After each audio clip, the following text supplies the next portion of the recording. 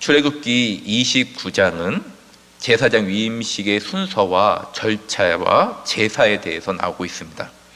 어제 말씀인 29장 앞부분에 보면 아론과 그의 아들들을 제사장으로 위임하기 위해서 목욕을 하고 예복을 입고 기름 부음을 받는 장면이 나옵니다.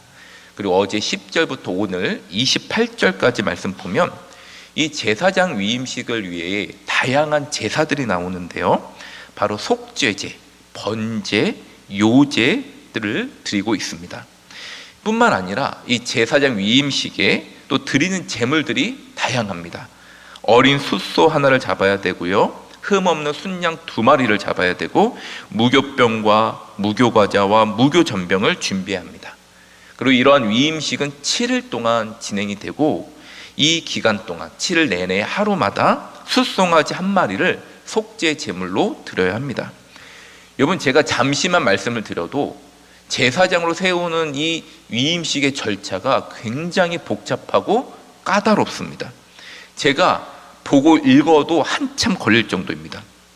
우리는 이 다양하고 복잡한 과정을 통해서 분명하게 깨닫는 것 한 가지가 있습니다. 그것은 무엇이냐면, 대제사장이나 제사장이 거룩하기 때문에 제사장이 된 것이 아니라는 것입니다. 하나님께서는 죄인을 제사장으로 세우셔서 그들을 거룩하게 하셨다라는 것입니다. 우리가 전도를 하다 보면 이런 경우가 있어요. 전도를 받는 사람이 나는 아직 전도받을 준비가 안 됐습니다, 나중에 전도받겠습니다. 세례 받을 때도 이런 분이 있습니다. 저는 세례 받을 자격이 안 됩니다, 나중에 자격이 되면 세례를 받겠습니다. 여러분, 그런데 그렇지 않다라는 것이죠. 오늘 말씀을 보니까 하나님은 우리가 그리스도인으로서 자격이 있어서 그리스도인으로 세우는 것이 아니라는 것입니다. 우리가 턱없이 부족하고 너무나 연약하지만, 하나님 앞에 나올 자격조차 없지만 나오면 하나님께서 우리를 하나님 앞에 설 수 있는 사람으로 거룩하게 빚어주신다는 것입니다. 그러니 아론과 그의 아들들도 거룩하기 때문에 제사장이 된 것이 아닙니다. 나중에 보면 아시겠지만 이 아론과 미리암이요, 이 모세에게 대들다가 큰 벌도 받죠.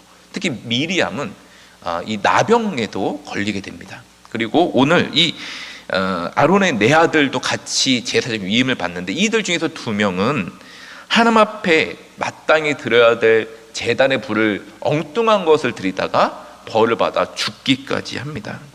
따라서 제사장은 어떤 특별한 요건이 있어야 제사장이 되는 것이 아님을 알 수 있습니다. 오직 우리가 겸손하게 하나님 앞에 나아가는 것만이 유일한 요건이라는 것이죠. 있는 모습 그대로 인정하며 내 힘으로는 도저히 거룩해질 수 없음을 하나님 앞에 고백할 때 하나님께서 우리를 기름 부어주시고 거룩한 모습으로 세워주심을 오늘 말씀을 통해서 우리가 먼저 깨달아야 합니다. 자, 그렇다면 오늘 본문을 통해서 이 제사장 위임식의 절차와 제사가 오늘날 우리에게 주는 영적 교훈은 무엇인지 한번 살펴보도록 하겠습니다.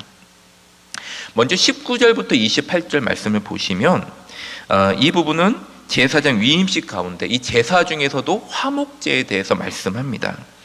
제사장들은 이 규례를 따라서 철저하게 화목제물을 드려야 되는데, 이 화목제물을 드림으로써 제사장은 하나님과 화해를 이루게 되죠. 그리고 화목을 이룬 이 제사장들은 자기만 화목한 것에 멈춘 게 아니라 이제는 이스라엘 백성들이 하나님과 화목할 수 있도록 화목케 하는 직책을 감당하게 됩니다. 이를 위해서 화목제물을 드리는데요, 여러분, 이 화목제물은 영원한 것이 아니죠. 일시적인 것 뿐이고 매번 드려야만 합니다. 그러나 여러분, 우리를 완전히 하나님 앞에서 화목하게 하는 단번에 드린 화목제물이 있으신데 그분이 바로 예수 그리스도이십니다. 즉, 신약 이후로 우리는 예수 그리스도께서 십자가에서 드린 단번에 드린 완전한 화목제물로 인하여 우리 모두는 하나님 앞에 담대히 나아갈 수 있는 영적 제사장, 만인 제사장이 된 것입니다.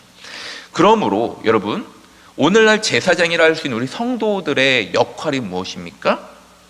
바로 예수 그리스도의 피를 의지하여서 우리는 하나님과 화목을 이루고 친밀함을 이루는 것이 먼저인데, 거기서 멈추는 것이 아니라 우리는 영적 제사장으로서 우리 주변에 있는 사람들이 하나님과 화목해 하도록 하는 직책을 감당해야 한다는 것입니다. 이것이 제사장의 중요한 직책이고 오늘날 우리 성도들이 감당해야 될 역할이라 할 수 있습니다. 이를 위해서 성도들이 모든 영역에서 성별되어야 함을 말씀해 주고 있는데요, 여러분 20절부터 21절 말씀을 한번 보십시오. 20절부터 21절 말씀 보면 순양의 피를 가져다가 오른쪽 귓뿌리와 오른쪽 엄지와 오른쪽 엄지에 바르라고 말씀하고 있습니다. 그리고 그 피를 제단 위에 뿌리고 제사장들의 옷에 뿌리라고 하죠. 그러면 그 피가 제사장들의 옷을 거룩하게 한다라고 말씀합니다. 여러분 성경에는 왜 꼭 오른쪽 귓뿌리, 오른쪽 엄지, 오른쪽 발가락인지 명확하게 말씀하고 있지는 않은데요, 분명한 것은 이 순양의 피가 제사장들의 옷을 거룩하게 할 만큼 제사장들을 성별해 준다는 것은 분명합니다. 여러분 오늘날 이 순양의 피가 바로 예수 그리스도의 보혈을 상징하는 것이죠. 히브리서 9장 14절에 그리스도의 보혈의 능력에 대해 이렇게 말씀합니다. 흠없는 자기를 하나님께 드린 그리스도의 피가 어찌 너희 양심으로 죽은 행실에서 깨끗하게 하고 살아계신 하나님을 섬기게 못하겠느냐. 그리스도의 보혈이 우리를 깨끗하게 한다라고 말씀합니다. 그리고 베드로전서 1장 16절 말씀을 보면 하나님이 깨끗해진 성도들에게 이렇게 명령합니다. 내가 거룩하니 너희도 거룩하라. 여러분 영원한 화목제물 대신 예수 그리스도로 말미암아 우린 거룩하게 성별되었죠. 그리고 우리는 당연히 마땅히 모든 영역에서도 주님을 닮아 거룩한 삶을 살아가야 한다는 것입니다. 여러분 사실 어제 본문부터 보시면요, 제사장들이 화목제를 드리기 전에 드리는 제사가 있습니다. 여러분 앞부분을 빨리 찾아보면 혹 찾으실 수 있을지 모르겠는데 그것이 바로 속죄제입니다. 속죄제. 그러니까 엄밀한 순서를 말씀드리자면 이 제사장들이 먼저 속죄제를 드림으로써 죄사함을 받아야만 또 화목제를 드려서 하나님과 화목해질 수 있다는 것입니다. 이를 오늘날로 적용해 보자면 우리들 역시 영적 제사장으로서 제사장의 역할을 감당하기 위해서는 먼저 예수 그리스도의 보혈로 깨끗이 죄 씻음을 받아야 한다는 것입니다. 그래야 우리가 영적 제사장이 되어서 제사장의 직책, 중보자 역할을 감당할 수 있게 되는 것입니다. 여러분 왜 우리의 기도가 능력이 없을까요? 또 때로 하나님은 왜 연약한 죄인의 기도를 사용하시는 걸까요? 여러분 비록 우리가 죄인으로 나왔지만 그리스도의 보혈에 의지해서 깨끗함을 입고 그때 드리는 이 기도가 힘 있는 기도가 되고 하나님께서 들으시는 기도가 되고 하나님께서 역사하는 기도가 된다는 것입니다. 우리의 기도가 때로 능력이 없을 때, 우리의 중보의 기도에 능력이 없는 이유는 하나님이 능력이 없으시거나 하나님이 그 기도를 듣지 못해서가 아니라, 들으실 수 없어서가 아니라 여전히 우리가 하나님 앞에 나가지 못하게 하는 죄가 가로막혀져 있기 때문입니다. 그래서 우리가 그리스도의 보혈에 의지하여 전심으로 나아가 죄사함을 요구하고 또 하나님께서 죄 사하셨다는 그 확신 가운데 서게 될 때 우리의 기도가 힘이 있고 하나님께서 사용하시는 중보의 기도로 설 수 있다라는 것입니다. 마지막으로 31절부터 34절 말씀을 보면 제사장들이 화목제를 드린 이후에 함께 먹는 식사 규정에 대해 말씀하고 있습니다. 말씀을 보시면 제사장들이 위임식 식사를 할 때 먹을 때 별도의 자리에서 따로 구별되어서 식사하는 모습을 봅니다. 삶은 고기를 먹고 떡과 함께 먹게 되죠. 특별히 34절 말씀을 보면 이 34절 마치 유월절에 먹는 음식 규정과 비슷한 말씀이 나오고 있습니다. 여러분 여기서 제사장들끼리만 먹게 하는 이유는 무엇이냐면 하나님께서 그들을 거룩하게 하셨고 그들이 드린 제사를 하나님께서 거룩하게 받으셨다라는 의미입니다. 그 징표로서 제사장들만 거룩하게 구별되어 먹으라고 말씀하는 것이죠. 그리고 남은 음식은 다 불에 태우라고 말씀합니다. 이것은 한마디로 하나님께 드렸던 제물 모든 것까지 거룩하게 취급하라라는 그런 말씀입니다. 여러분, 제 아무리 제사장들이라 할지라도, 대제사장이라 할지라도 하나님은 그들을 통해서 자신이 조금도 훼손당하기를 원치 아니하심을 보게 됩니다. 사랑하는 여러분, 우리나라는 예전부터 동방예의지국이라고 불렸습니다. 그래서 부모님의 이름을, 성함을 대할 때도 그냥 함부로 부르지 않죠. 한자. 그리고 남들 앞에서 부모님의 어떤 권위와 명예가 조금도 훼손되지 않도록 그렇게 지켰던 게 우리나라의 모습입니다.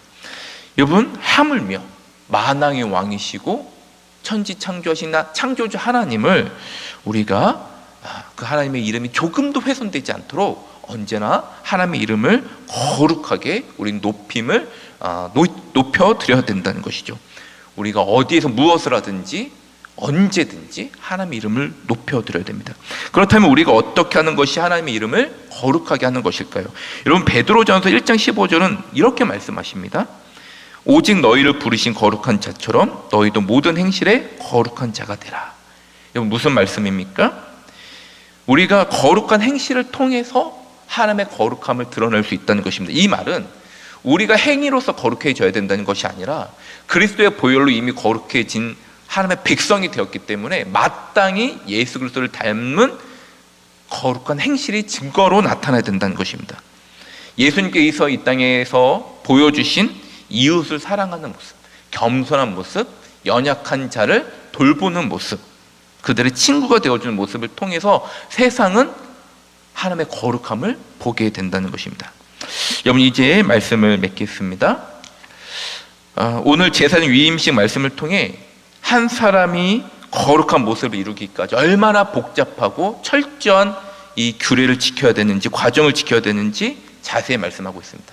그런데 우리는 예수 그리스도께서 십자가에서 단번에 드린 이 화목제물로서 그 은혜가 우리에게 덧입혀졌습니다.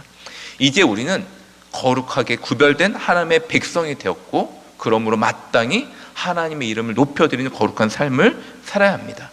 오늘 거룩한 주일인데 오늘뿐만 아니라 평일의 삶 가운데서도 우리는 하나님을 높여드리는 성결한 삶을 살아가야 하는 것이죠. 바라기는 영적 제사장들이 모두 되셔서 능력 있는 중보자의 삶을 살아가시고 우리의 모든 행실을 통해서 하나님만 높임받는 귀한 하나님의 백성들 다 되시기를 주님의 이름으로 축복하며 기도합니다.